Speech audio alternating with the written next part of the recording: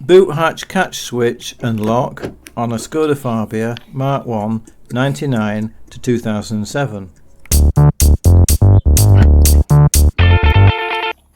If you're having trouble opening your boot latch, then you may have issues with the solenoid locking mechanism down here, which you can access just taking this plastic panel off.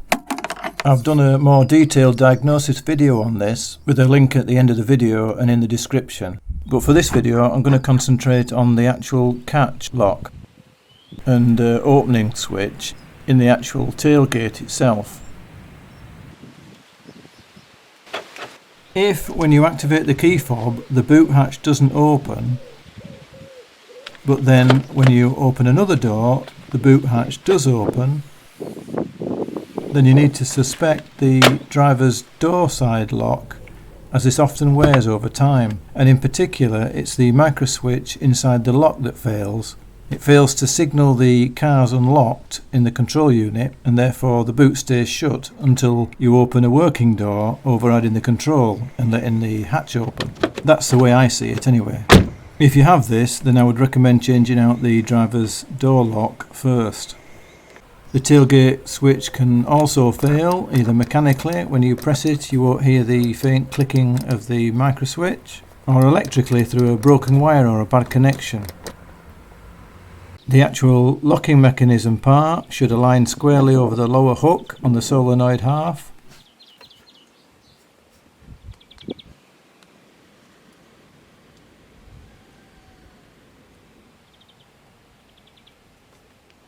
You can simulate the locking position with a screwdriver.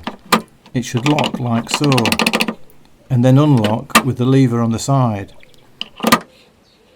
If you listen carefully you should be able to hear the micro switch inside the mechanism. To get at these components we need to first take off the rear inner panel covers. I'm going to skip through taking these off. If you want to know how to take these off in detail, then I'll leave a link at the end of the video and a link in the description.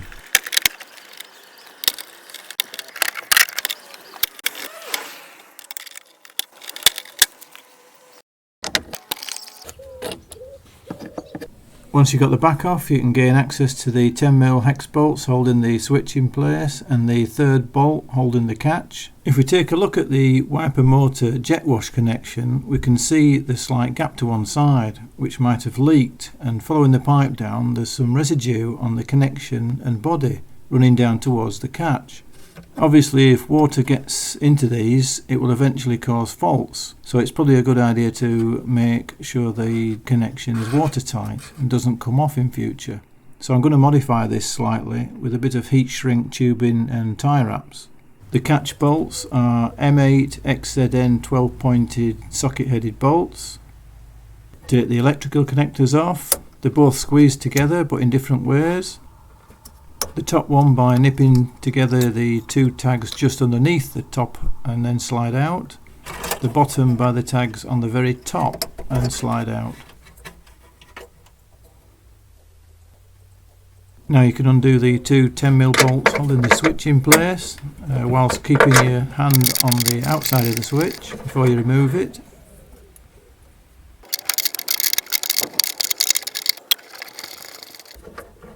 Be careful not to drop the nuts into the panel somewhere.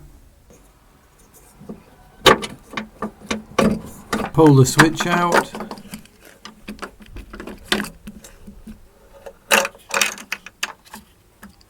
And remove the three bolts holding the catch.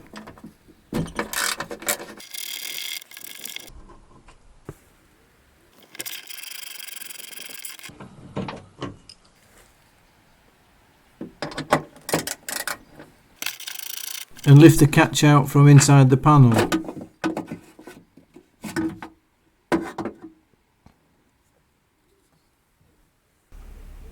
Here's the switch. And the accompanying micro switch just clipped onto a cast body, and if you press it it should make a clear and good clicking sound, which this does. Then there's a sprung hinged finger plate that fits into the recess.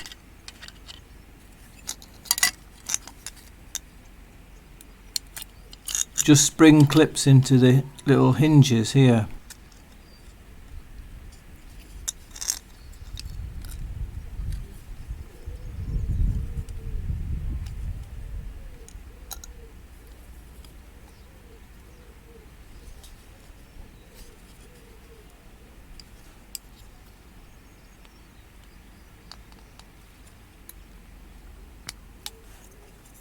Make sure that's working fine.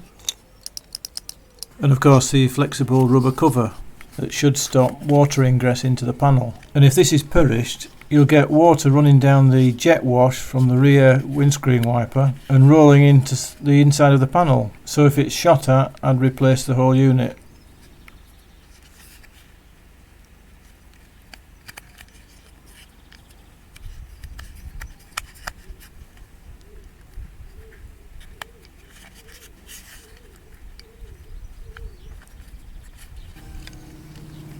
Here's the catch. When you move the lever, it reveals the micro switch underneath. Again, you should hear it click. And when you put a screwdriver in, the mechanism should function correctly. When you pull the lever, it should easily release.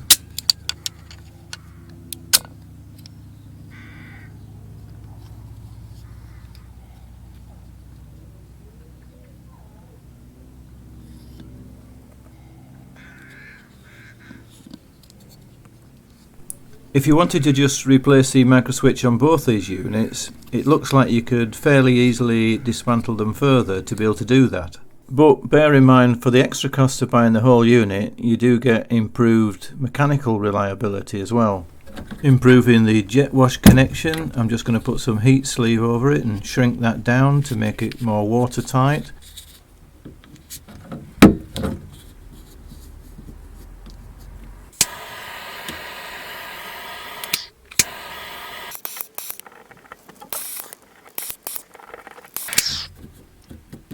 And then I'm going to utilise the plastic shoulders on each end and to be able to abut some plastic tie wraps, and then put some tie wraps in between those to hold it together so it won't come off in the future.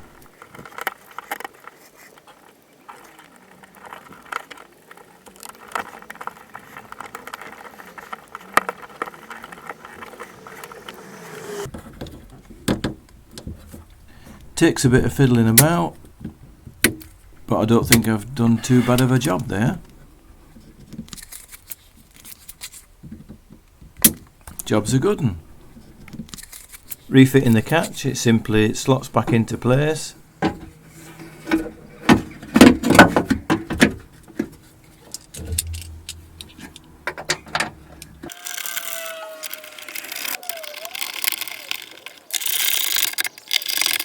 Tighten all the bolts.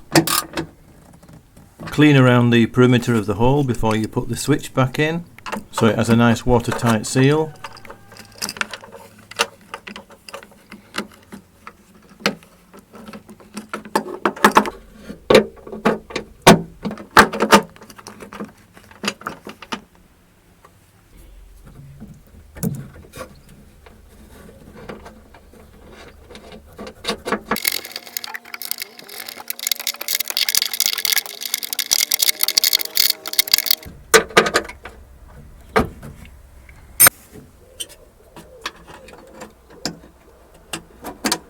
Reconnect the connectors,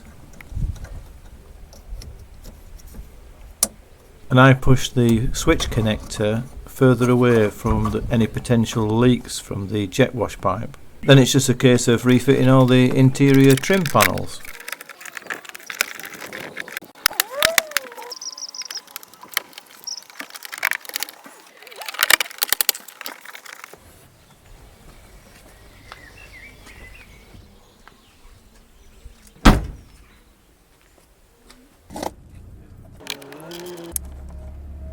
And testing the function of the lock and switch.